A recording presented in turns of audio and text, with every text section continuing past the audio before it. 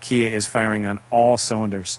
After the success of the Kia EV6, the company is about to follow things up with the much larger Kia EV9. But it isn't stopping there. Kia recently announced a few other new electric cars that are set to join its lineup in the near future, including the EV5. If the EV5 is anything like the EV6 or EV9, of course, it'll be an instant success.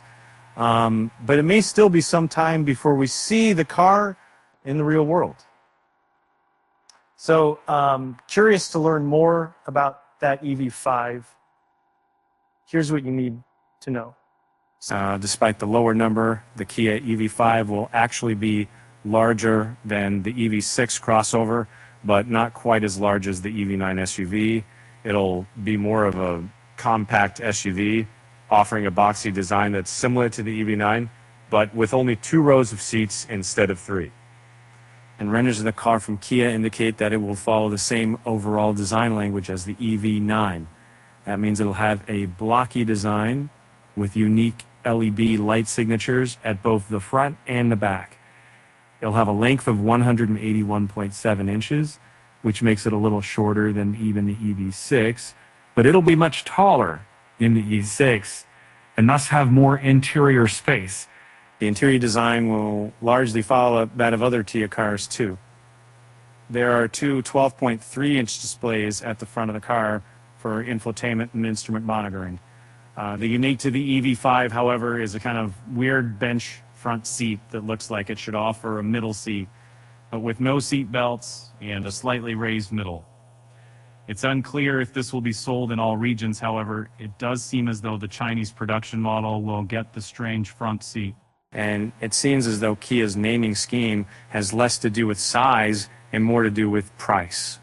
We're expecting the EV5 to be a little cheaper than the EV6, meaning that it'll hopefully start at around $40,000, though that remains to be seen. There are conflicting reports as to whether or not the EV5 will be sold in the US.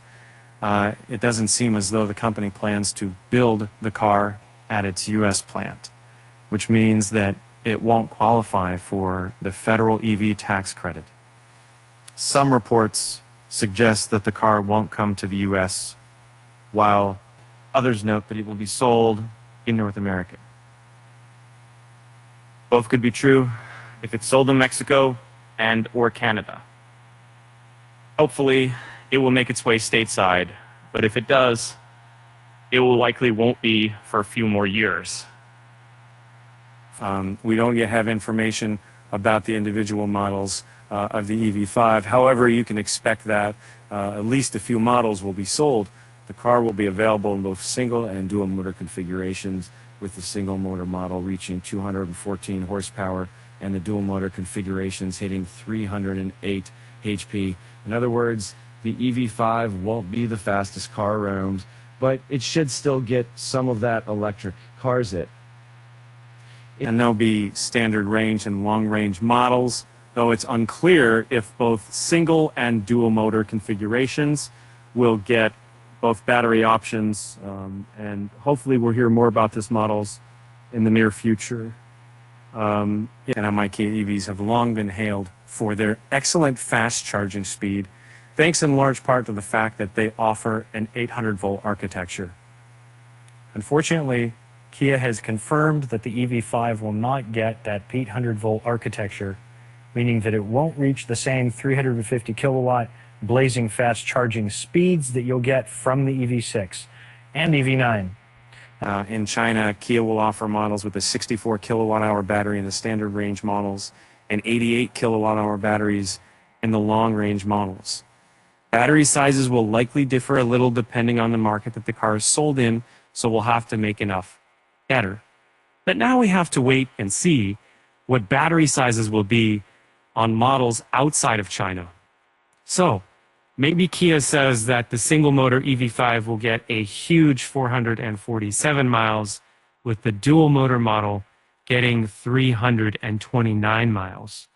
We're a little skeptical of these numbers, though. It's unlikely these numbers are easy to take 4 steps and really somehow match the US in their time. The US Center approaches the far of your mile.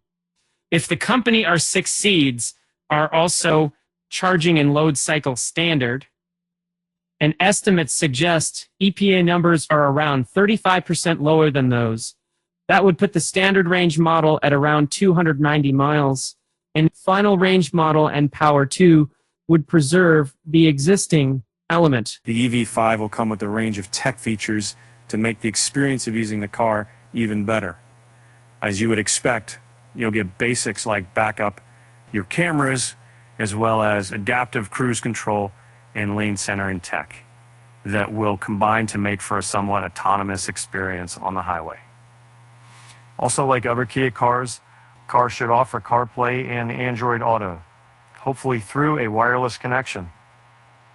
Kia has said that it will even fit the car with its remote smart parking assist text that allows for automated parking.